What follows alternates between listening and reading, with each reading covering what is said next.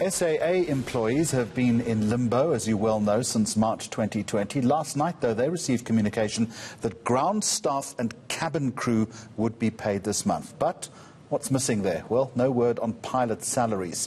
For more on this, I'm joined by Grant Back from the SAA Pilots Association. Grant, good afternoon to you. First of all, can you confirm for me that you're not part of any payment schedule? And if so, why not? Was any reason given? Hi, Jeremy, and hello to the viewers. You're 100% correct, Jeremy. According to the latest correspondence that we got from the company, the pilots were not included in the voluntary severance payment schedule, which was in that document. And, of course, we are going to be sending a letter through to them to seek further clarity.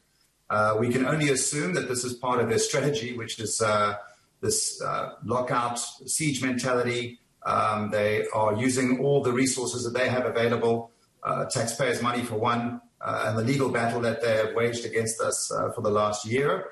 And I'm sure you're aware, having seen the media reports from the business rescue practitioners and from the DPE, that the pilots have been once again singled out and scapegoated as the problem child with SAA and why we are where we are. So in our opinion, this is a siege mentality. It's a game of attrition.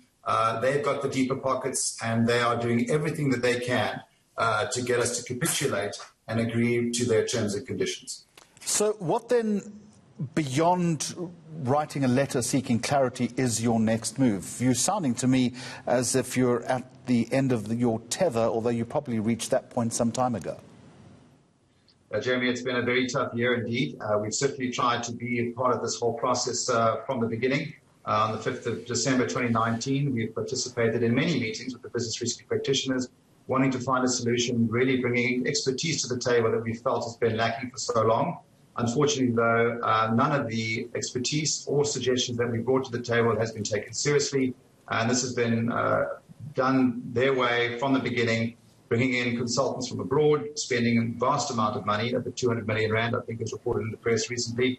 48 million rand, I think, was spent on ENS alone to try and obviously fight the many, many legal challenges that the business rescue practitioners and I believe the DPE have, and in particular, that has been waged against us as the pilots, NUMSA and SACA.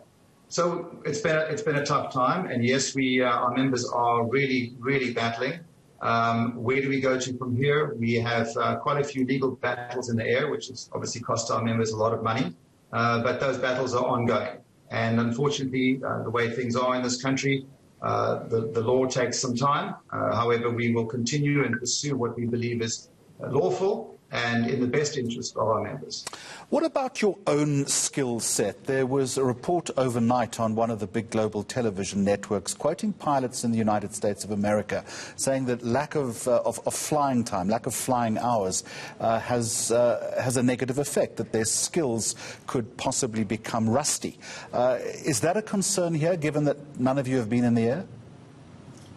Absolutely. I mean, and that's not a challenge that we have in South Africa, as you rightfully said. It's a global challenge. I mean, obviously, with a reduced amount of flying, skills do deteriorate. And, of course, the more you're practicing and the more you're doing any particular highly involved professional skill, as flying is, the better you're going to be at it. So, sure, training and re-implementing training, getting people up to speed is going to be a big part of be it SAA version 2.0, bearing in mind, Jeremy, that of the 617 pilots that we had at SAA, there will only be 88 in the new company. So other people are looking for other employment, but the industry is absolutely decimated. I mean, if the latest statistic I recall, all of the global pilots, or the pilots that we employed 9 months ago globally, 50% are currently unemployed. So it's a big problem across the industry, Jeremy.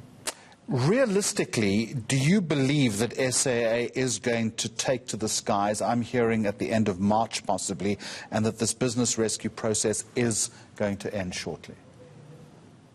Well, every day that goes by, and we started thinking about this many months ago, we could have seen some changes. When this process started to bring in the expertise that were required, that's been agreed to in the business rescue plan, in the many different consultants that were brought in, that you needed competent management to make the decisions. What we have seen is nothing. We see no change to our management structure at all. So where are the competencies that are required to make SAA version 2.0 a success? We certainly haven't seen them. There's a lot of narrative and dialogue coming from the DPE that there's so many potential investors out in the wings, but they can't divulge who they are, which is concerning because I think if there was some content given, there would be a lot more positive view on SAA version 2.0 actually being a success. So what we've seen to date, we do question the turnaround.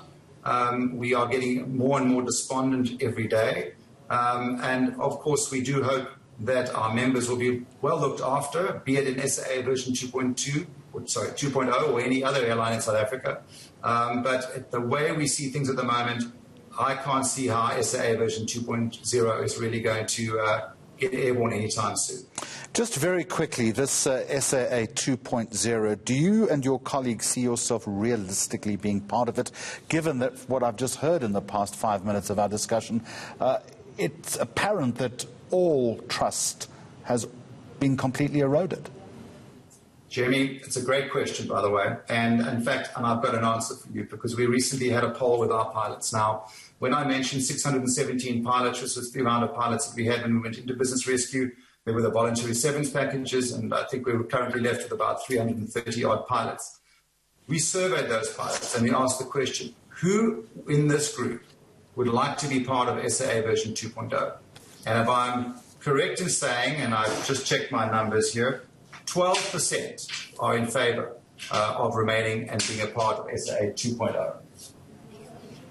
I'm going to leave it there. Grant Back from the SAA Pilots Association. Thank you very much for joining me Friday lunchtime. Now,